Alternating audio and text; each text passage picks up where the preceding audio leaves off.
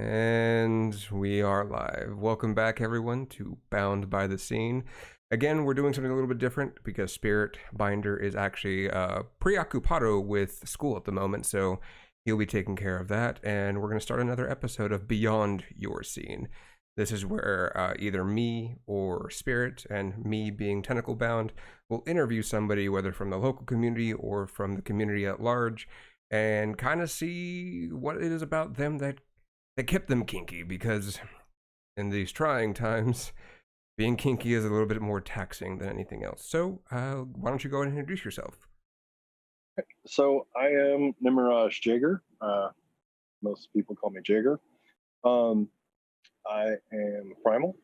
I have a little bit of daddydom. I am the sergeant at arms for my local Primal community and / Primal play space. I am also polyamorous, and I am the group leader for Prepare, which just had its second birthday, actually. Oh, congratulations. Happy birthday to that. Indeed. We have 5 admin, about 220 members, so it's doing all right.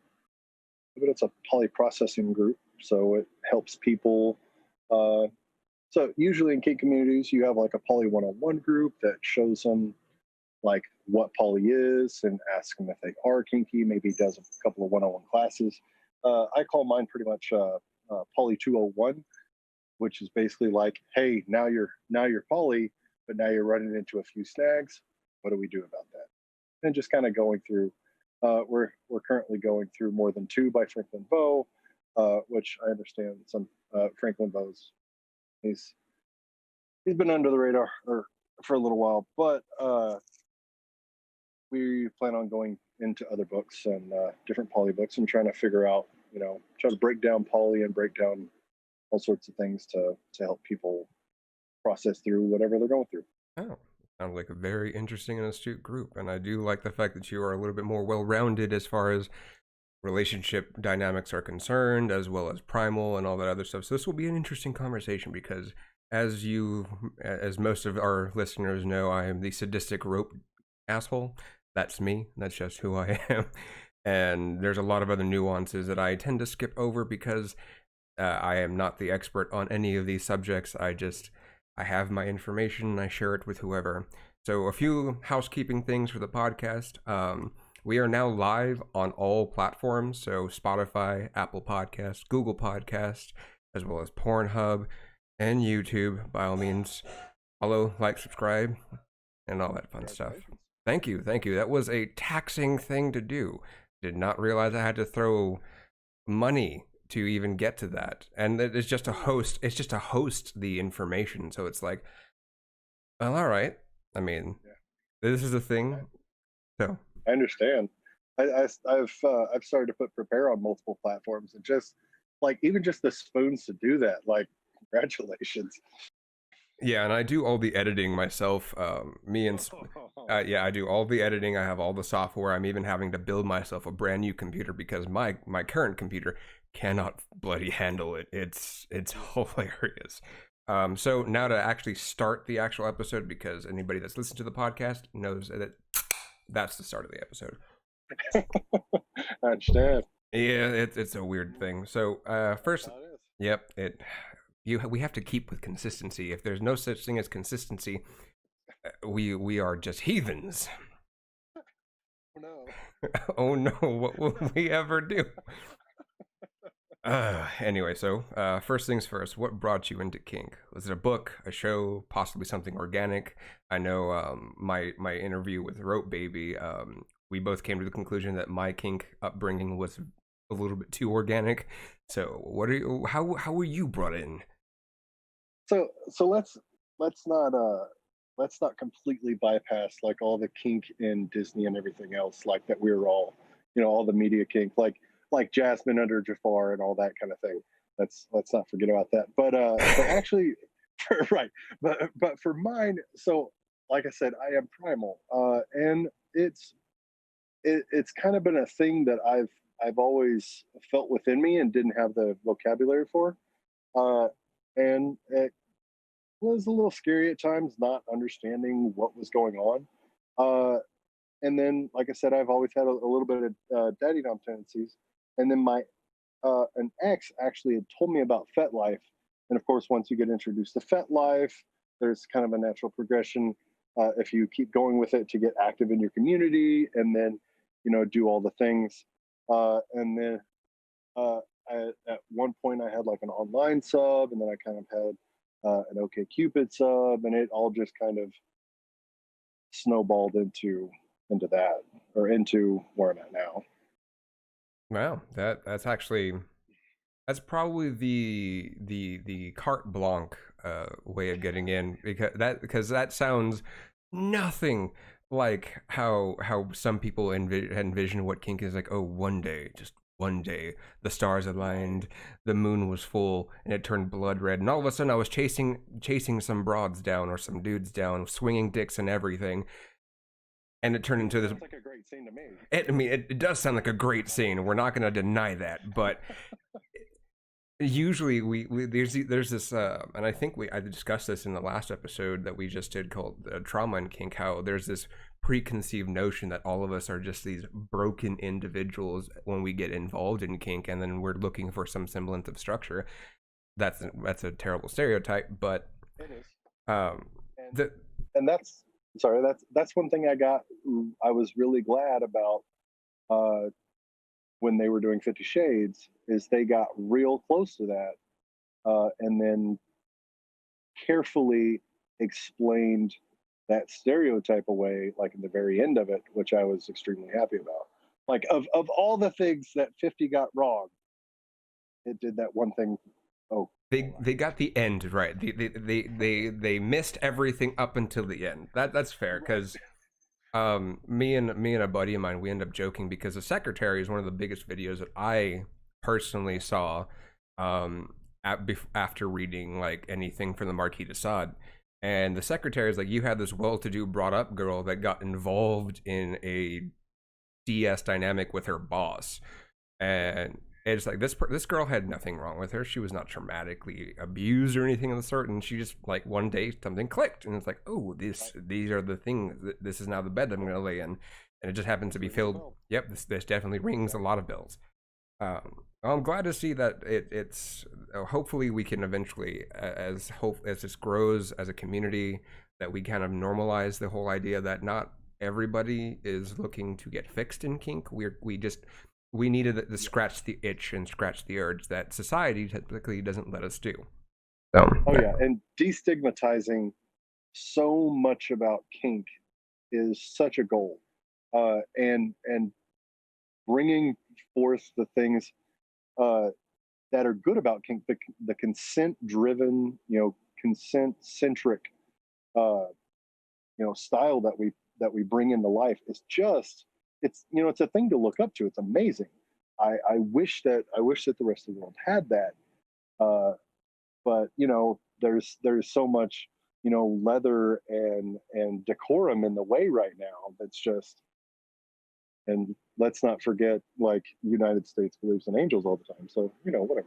I mean, I wish that was not the case, but as someone that's traveled into like other countries and experienced the scene in different countries, the consent thing is still kind of a hard thing to get into, because it wasn't until maybe 20 years ago that some of the Japanese communities, the riggers, stopped treating their women like just props. So that was a big advancement. I do appreciate that. So I mean, I just wish we as a community could do that again and progress forward, but yes, one step at a time.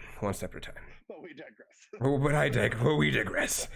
So, as somebody that's probably a lot more involved than I have been in the most recent years, what would you say is something that you enjoy about your local community? Or if you don't have something you like, what would you want to see changed?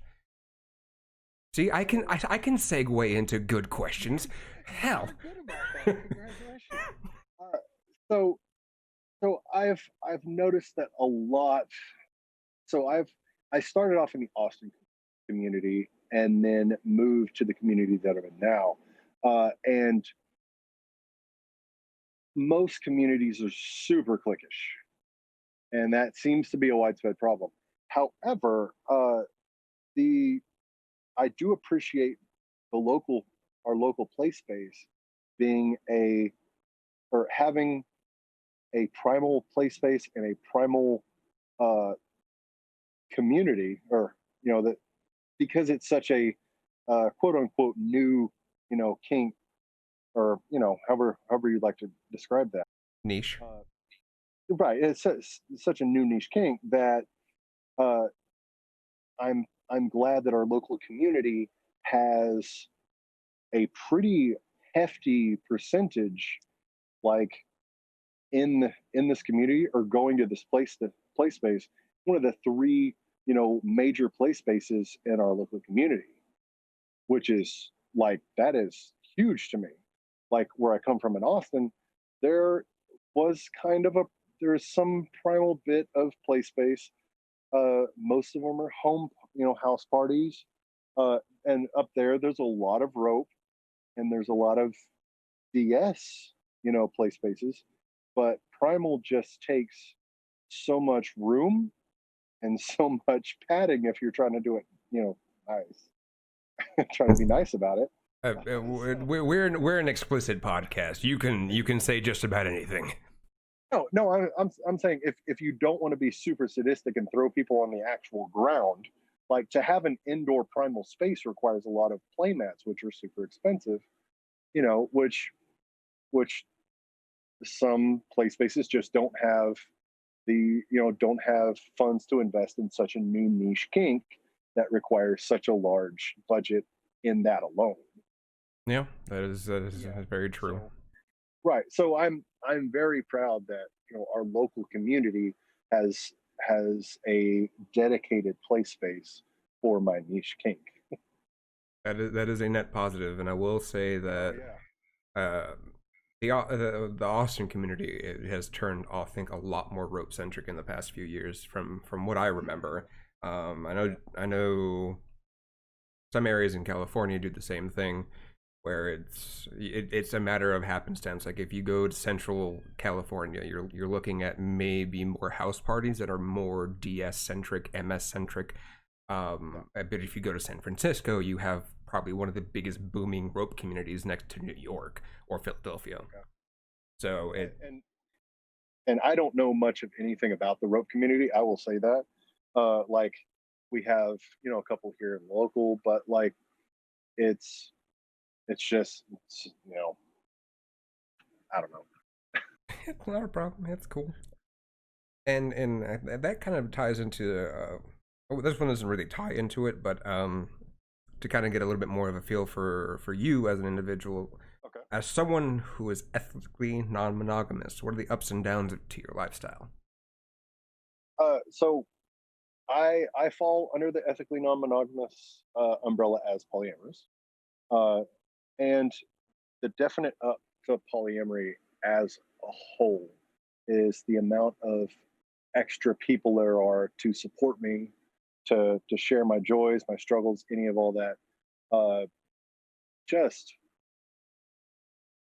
a village to a village to support you, like actual, loving community. I mean, I have a few people in my quarantine, if you'd like to call it that, just a team of people with like-minded thoughts about COVID and staying safe, and making sure that we stay healthy, and that way we can be a little more open around each other.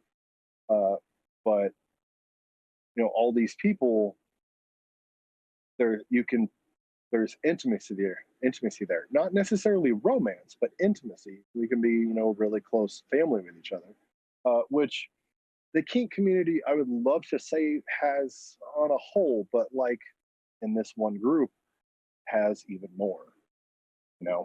Yeah. And then downs.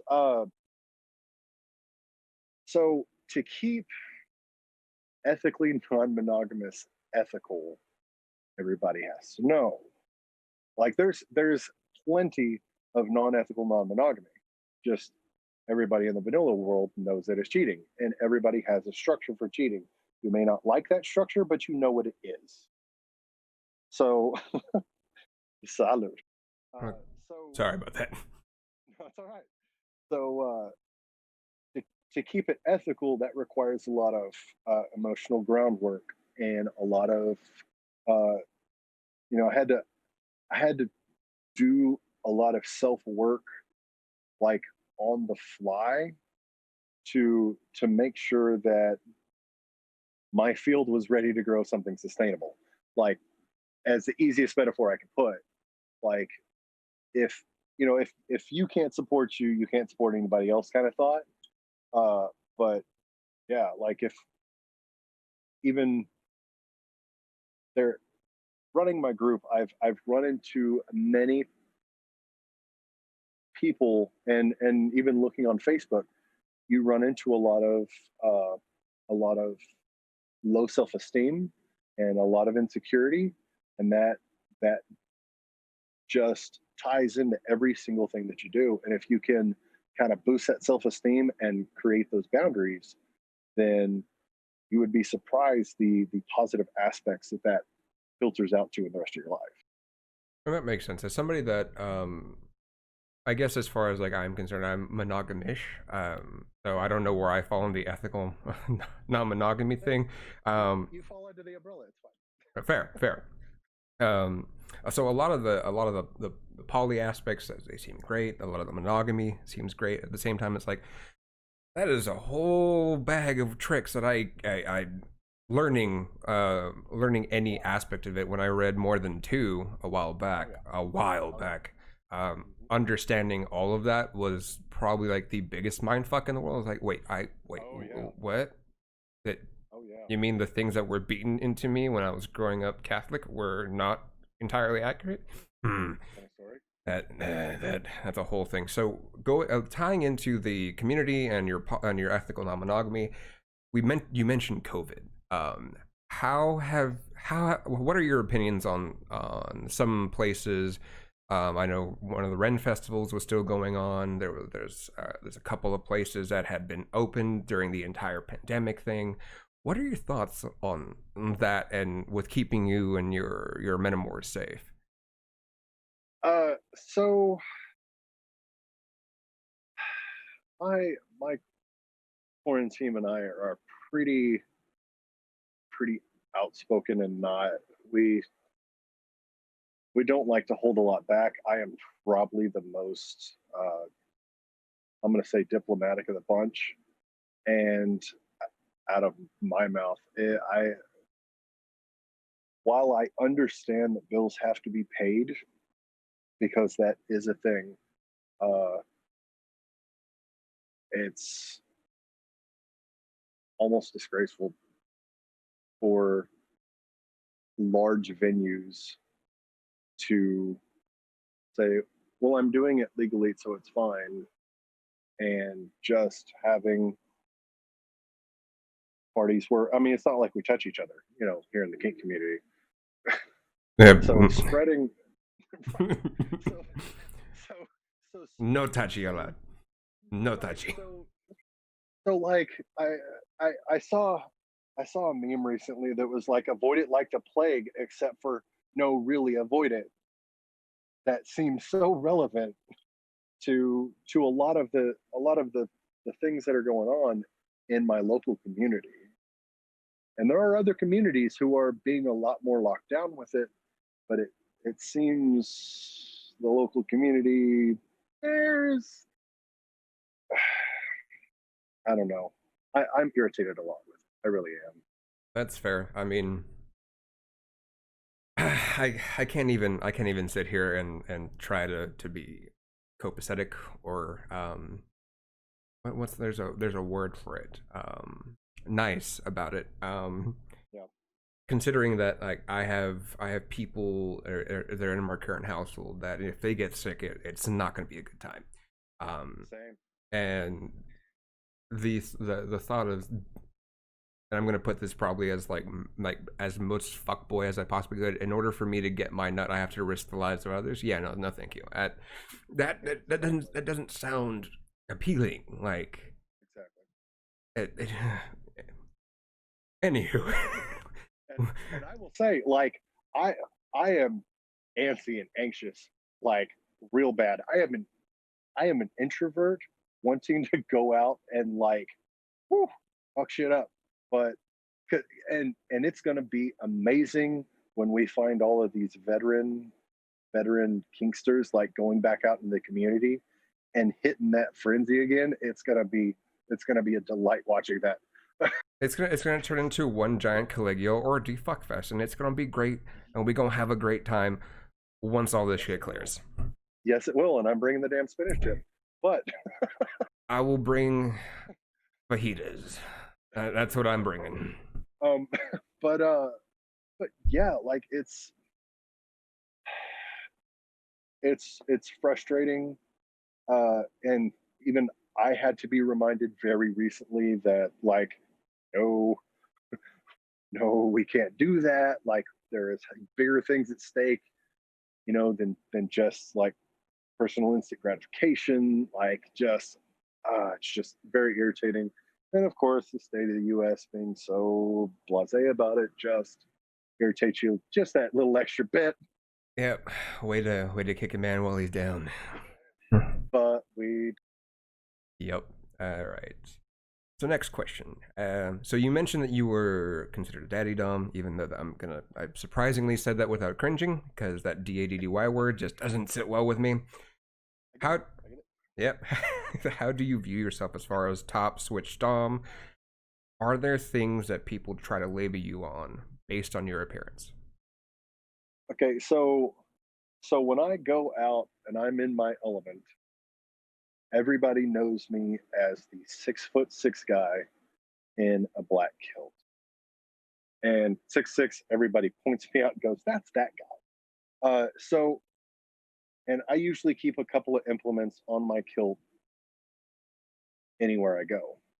Uh, Usually that puts me in the I'm a dom, like he's a dom, which that's fine. Uh, I I personally have like some memory issues that uh, micromanaging somebody for a long term time is not in my best interest. It goes into a power vacuum. It's a big long thing. So I am technically a top, uh, but um, here I bringing Primal back into it. So No worries. my totem is a leopard, so a predator, and a, and a cat at that. So like I am actually more or less a primal switch, or just primal. Like you see a cat when it's hungry, it goes off and it goes to catch something, hunt something, whatever, and then it goes down and it lays there and you can pet it. It's fine sometimes, but it's an animal. It does what an animal does. Like it doesn't ask to be labeled. So kind of primal switch. That's about where I'm at. Entirely fair. I get looked at and I'm just like, oh my god, that dude looks like he would probably kill me. You're probably right. If you Given the consent. circumstance, If you given consent. Consent. given, Just that's all I need. right. Give me consent. I'll throw it around the quarantine. Yeah, everything can be up for negotiation. Death is a soft limit for me. Such a soft limit. Yeah. I am a millennial living in a Gen Z generation during COVID. Death is a soft fucking limit. Yeah, if that is not the mood for 2020, I do not know what is. For real. So, considering that we've discussed community and all that, are you public or private with your kink/poly lifestyle? If so, has it hindered you in any way? Okay. So I am out to everybody except for literally just the owner of my company slash boss.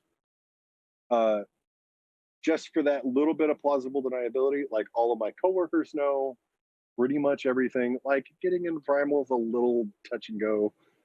So I just kind of leave it at basically DS. Uh, and then when a couple of songs come on, I'm like, yeah, I could play hide and seek to that song. Yeah, for sure. We could do that.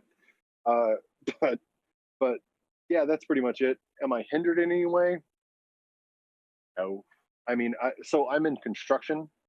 So any poly is regarded as, oh, he gets to play with multiple people, and any kink is like, okay, he's a little weird, but that's whatever. That's just him. It's good old boy syndrome kind of thing. So like that's all just points in their book. That's fair. I remember when when my my coworkers found they found out rather interestingly because there was like, oh, we had just gotten zip ties and everything. I was like, oh cool, I can use these when I take these home. The older cat was like, mm-hmm, and what are you gonna use them for? And I looked back and I was like, what the hell are you talking about? He's like, what are you gonna do, manage your cables with that? I highly doubt that. I highly doubt you're gonna manage cables with that. I was like, what? Why do I feel called out right now? It's like, look at you, it says choke you on your hand. I mean, Or choke yourself. yeah. So, I, of course, we have the rule in the kink community that's uh, don't scare the vanillas, right? Yeah. Well, my personal caveat to that is I don't scare vanillas unless they ask the questions, and if they ask the question, I'm not going to lie. Yeah. So if you ask me a question, you better want the answer and the full answer. And like I'm a rambler at times, so like everything around that answer as well. So Yeah, I tend to not pull punches. When you ask a question, I'm gonna answer it. yeah, I was brought up to answer the question. Be as truthful as you right. possibly can. Probably gets me in a lot of trouble. That explains my past. If I didn't respect a person, I wouldn't spend the time of day answering a question. Entirely fair. So, let's see here. Is there anything you'd like to know in the beginning of your kink journey? Something that you've taught people since learning it? Uh, this could really go into two ways, but I'm gonna just go with the kink side as opposed to the poly side. Um, but really, it kind of goes for both. The only tip that I can really give is to try to remember that all kinksters are people first. And sustainability in this community is not a short game with quick gratification. It's long, slow, and tedious, but it's worth it. And what I mean by that is that, like, if you get, if fuckboys walk into the community, they are quickly found and quickly kicked the fuck out because they just like if you're trying to get, if you see, say, let's go heteronormative here. If you see a poly chick or a kink chick and you're some vanilla fuckboy, you're thinking, oh, if she likes to be spanked, she must like to fuck, and she's going to give it up more often. And all the veteran kinksters are like, it was nice knowing you and all that, but you won't be here no more. You'll get kicked out. Or the worst case scenario, that end up finding somebody that's very very very green behind the ears and end up ruining their kink experience for the foreseeable future. Right, which is It is, and there's this really weird thing that I think me and Spirit discussed in one of the earlier episodes. I think the first episode actually. Uh, attractive privilege, where a pretty face can walk in and do so much damage, and it could be to an unsuspecting new person, a veteran. You just never know because all you saw was a pretty face, and not to discriminate. No, it's all right. The amount of toxicity that an attractive person can get away with and ruin good wholesome experiences for the rest of those who are actually trying to get somewhere is just it's Yep, it's impressive. Let's see, attractive privilege is one of the things, and then sorry about that, skill privilege, like because there's usually a skill gap between people that are masters, professionals, just the people you would go to as far as like to learn and understand from, and sometimes people just get good enough to mask everything else. And anywho, I will not go into that because I can go into a tangent, a really long tangent about that one. And let's not forget, like, newbies going into their first thing, and the first thing that all newbies say is, "I've been kinky for a long time, and I'm just getting into the community. I know how to do all these things," and everybody else is sitting there going, "I would really like to get you vetted first." Yeah, that actually sounds almost exactly how I got into the scene, because I came in Yeah. from a body modification lifestyle, so I knew how to do scarification, so play piercing and all that jazz. So Right. I had not been in the public scene whatsoever, and I'm there talking a whole bunch of shit.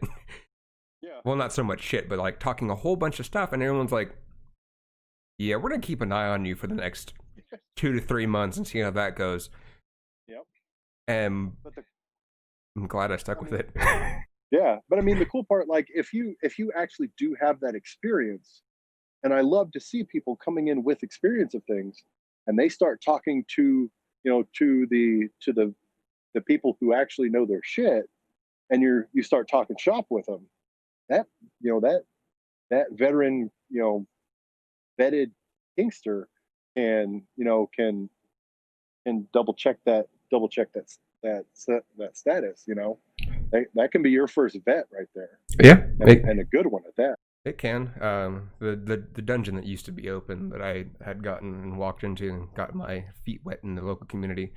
Yeah, that one did take a while. It did take a while to get pushed through all that. Thankfully, I could back it up, and that's the biggest important part, is that if you can back it up. For sure.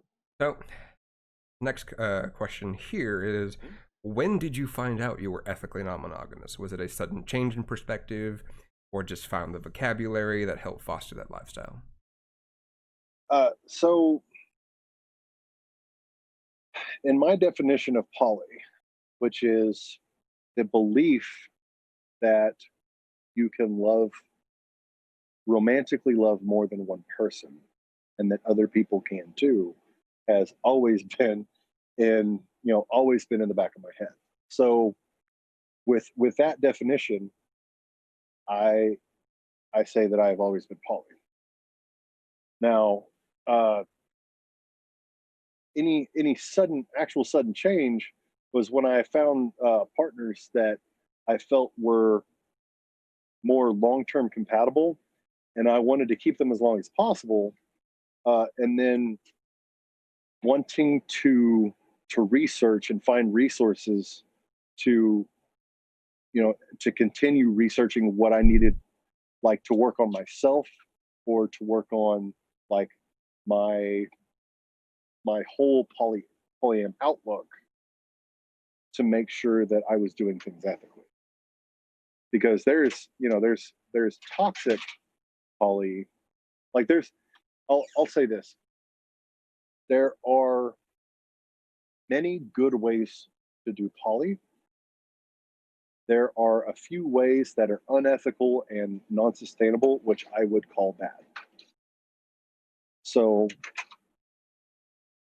as long and so to make myself more ethical, and to keep these partners in my life longer, I just started consuming books upon books upon books, like, probably in the neighborhood of 12 polybooks, which in the current market of polybooks is, I would say, most. So practically all of them, all the ones you can get your hands on. Right? Yeah, pretty much every, like, there are many side books that talk about, like, the different aspects and of relationships, just uh, a simple dyad relationship. That, of course, there are many, that go with monogamy, but there's also toxic monogamy that's in that you kind of have to root out. But I think what is it? Serial monogamy is one of the biggest ones. yeah, that's uh, I have I have not read that one, but that is basically, you know the basic the basic structure of it. Yeah. Yeah, more than two, and getting into podcasts and getting into my first one was actually the one that everybody does, the Ethical Slut, because of course. See, I read that one second. Did you? Yeah, I read that one second because sexuality and me are a very complicated thing. Considering that I don't feel a damn thing. Like I've never had the big O ever. Yeah. So that like sex and me just don't mix. It's kind of like blue cheese and anything. I will fight everybody on that listening. I will. I'm making a strict stance on a no blue cheese podcast here. And there go all my viewers. But yeah, I saw Slut, and of course I was drawn to consume that one first. Most of my polyam books I consume via Audible. So what I would love to say read, but I say consume instead, because like more than two is long. It's like on Audible it's 15 hours read, which is pretty decent. It's my new Bible, as it were, and lengthy, just like the Bible is. So yeah, solid thing to base your morals on. I will agree on that. Super solid. And I need to read the second part of More Than Two, because there's an actual continuation of it that I need to go ahead and read. I will need to read that one as well. Oh yeah, I did not know that. I'm going to need to start branching out and consuming, because I can be fucked to read anymore. I'm even surprised I'm reading off of my phone at the moment, as opposed to having Google just tell me everything without you hearing it to ask the questions, because Google now automates my life, as it should. As it should. Yeah. So now shifting from personal lifestyles and kinks, how active are you in your local scene before COVID or even during while virtual? So before COVID, like I said, I was sergeant at arms at my local Primal play space. With my stance, I end up being pretty much like substitute DM everywhere. That's just how it is, and I actually relish in it. I love the community's trust in me to be able to do that. Like, not just for my stature, but just knowing that I'm going to be just about it. You know, I really appreciate that trust. And then of course I founded the group, so super active in that. And luckily, that group is 99.9% online. We did have a munch, literally right before COVID. It was like, I don't know, late January, early February. And funny part is we actually had it at a place called the Winchester. So, you know, Shaun of the Dead. Yeah. You know, we were trying to let things blow over at the Winchester, and they just got worse. Well, you know, whatever. It so exactly like the movie. Yeah, truly. And then I had a mentor. I got into leather, but you know, then COVID. So now there's a lot of telekink. It's really bittersweet, because like I've gone to so much for education during COVID, during telekink, because you know there's just education every day of the week around the United States that you can do for free over Zoom. That's amazing. So like I got to go to a niche Primal camp over Zoom, like multiple days, or like 3-day weekend of nothing but Primal talk. Like it was amazing. And I loved that I was able to do that, but it would have been really cool if I could have, you know, actually been at the event. Physically been there and experienced the yeah, the exchange. And I will say, House Anomaly in Arkansas put that thing on, and as soon as I have the funds and the lack of COVID, I will be there because that is amazing. They put on a good event. Yeah, I think it was recently. I was scrolling through Instagram, and one of my favorite rope masters, Hajime Kanoko, is doing a national Zoom class in Australia, because obviously he's not been to the US and everybody around the world has properly quarantined. So he's going to be in Australia. They know better, exactly. Face masks are not up for debate, which is why I miss living in Japan. Cough. Anywho, and this is the first one I'm ever going to go to, and the best part about it is the fact that they're going to send everybody that purchased the tickets the video, which means I can sit here in front of my computer and watch it until my eyes are bleeding. But at the same time, I've learned from him in person, and just to be there like a fly on the wall is significantly more inviting. But anywho, these are the times that we live in, and I will cry in my pillow later tonight. But and let's be serious, you will rewatch that until your eyes are bleeding. Exactly, because I am a masochist entirely too. So, since we've discussed national things, I mean, considering that the Primal thing was in Arkansas, the one that I'm going to be watching is coming out of Australia. Is there anything, whether local or even national, being done in kink that is problematic to you? Personally, besides the COVID stuff that we've already talked about, besides that, we can get past that. No, actually, there's the thing on Fed about not letting abusers be named. I wish that was different.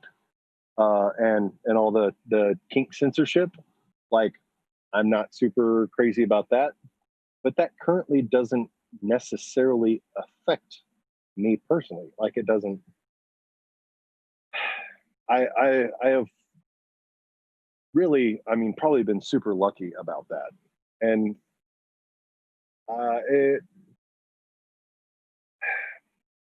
I worry about like the snowball effect of censorship on that, but it's not currently a thing that I personally have to worry about. So, the true answer to your question, no. That's fair. I think everybody's going to probably have a different answer to that. For me personally, the only thing that I see problematic is the constant gearing up of brand new rope people that don't know what they're doing, and that will take riskier and riskier actions to get that pretty photo, or to bag that really attractive girl or boy. And there's also the censorship of POC riggers, which is an interesting one that I didn't realize was a big thing, considering that I'm Hispanic. I didn't know that was a thing. It's an interesting point of conversation. I'll probably have to ask a bigger name POC rigger, because I am not big named at all. I'm just a voice. I have an idea for that, which we may talk about after this. Fair enough. Awesome person. Sounds like a plan. Yes. Yeah. All right. Last question for today, segueing into this part of the conversation. As someone who is rather inclusive of others, from what it seems, how would you make things more accessible for others who are willing to learn among the sea of gatekeepers? And yes, I read your comment on YouTube. Yeah. So first, the biggest thing, like you were saying earlier about the moon has to be in the right phase and all this. People gatekeep themselves, I believe, more than we will ever be able, more than they will ever be gatekept or gatekept. by the community. That's not saying the community doesn't gatekeep, because it does a lot. But I try to make sure. So my definition of kink is that if your sex is not, for procreation and missionary only, then you're on a gradation scale of kink, right? Okay. Even a blowjob is kinky, because that's not for procreation, right? That is sex for fun. So anything beyond that, and it goes a ways, is I see a gradation of kink. And so on that scale, a majority of the population is a gradation of kink and a gradation of poly. So I just try to, in my personal space, in my primal community that I serve in a leadership role of, or my poly community that I serve in a leadership role of, I try to stay as neutral as possible. As long as somebody has at least a neutral reputation, that they can come in. If they have a less than neutral reputation, then I'm not going to let them just hunt my group, hunt my members that, in my processing group may be in crisis, maybe in, a place that they're just trying to learn. They're not trying to get, hit on or whatever. They're trying to be there for a reason. But I would love to teach everybody, because like I said, the consent style in kink is something that can be spread throughout the entire vanilla world. A consent centric, it would be great, so great. And if legal could catch up with that would also be great. Yeah. Yeah. And then, like, destigmatizing all of it. Like, there are so many good things that are in poly relationships that can be brought to try to root out the toxicity of all other styles. And I'm not saying like that poly is perfect. Not. There are many, many pros and cons of everything, but there are some nuggets of wisdom in it, just like there's nuggets of wisdom in kink, and trying to bring out the good while fixing the bad, I guess, is all I'm looking for. I'll try to teach everybody. I really will. The gatekeeping, it's just, say people gatekeep enough, I'm here to let people in, really. That's a very interesting way of looking at that. As somebody that I guess as somebody that tends to view the certain craft areas that kink has, like you have people that do Florentine whips, Florentine floggers. You have all the people that do fire cupping, blood play. Some even more harder things like edge play, consent or non-consent.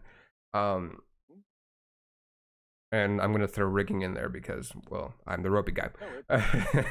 And there's a lot of skill based things. Right. If you fuck it up, you can harm somebody real quick. Yeah, and I think keeping that in the forefront of people's heads, not to scare anybody away, because I mean that's one of the biggest things. Like, oh, you're saying a lot of the negatives. Like, no, not really. It's just we are playing with each other's lives. Like, there's psychological trauma, emotional trauma, and physical trauma are your biggest things, and just keeping that at the forefront of your head when you're learning and doing things, for me, is the biggest thing. Exactly. What I see from that fundamentally is a gradation of education. Like, I would pick up somebody off the street if they were interested and say, all right, if you're interested in this thing, I got 1,000 classes that you could take right now. Let's go. And if they go through this education, I don't see that technically as gatekeeping. I see that as them getting the knowledge that they need to be able to do things safely. Entirely fair. Right. That makes a whole lot of sense to me. Yeah. As long as they learn, it's fine. Yeah, Like as long as they retain the information in their brain and use it. Yeah, oh boy, that's a big one. Please don't get complacent, listeners. Don't get complacent just because you have the knowledge. Exactly. When them hormones start flying, like you're in that top space or that bottom space, like you got to remember that you got to live with yourself tomorrow. Whatever happens from this, you will be living through it tomorrow. Yeah. Remember that, ladies and gentlemen. Yeah. Remember that. And with that, that is the end of the interview. I do appreciate your time. Do you have anything you'd like to plug? Any pluggables? Where they can find some of your educational stuff on FetLife or anything of the sort? So, while as my Fet name is a little bit more difficult to deal with, it is probably easiest to find me on my Facebook, the Facebook iteration of my group, as at Poly Relationship Processing. If you would like to find me on FetLife, I am Nimiraj Jager, NIMIR RAJ AEGER, no spaces, and groups I lead prepare, which is a acronym for Poly Relationship Processing. And we are Telegram, Discord, Facebook. What else are we on? I'm sure there's more. I'm just missing it out. No worries. I'll go ahead and grab all of the links from you and go ahead and throw them up on everything. As always, everybody, thank you for listening. Don't forget to follow us on any platform you're choosing, whether it's Apple, Spotify, Google, Pornhub, or YouTube. Thanks again for listening. Auf Wiedersehen, au revoir, Janet. We'll catch you next time. Peace.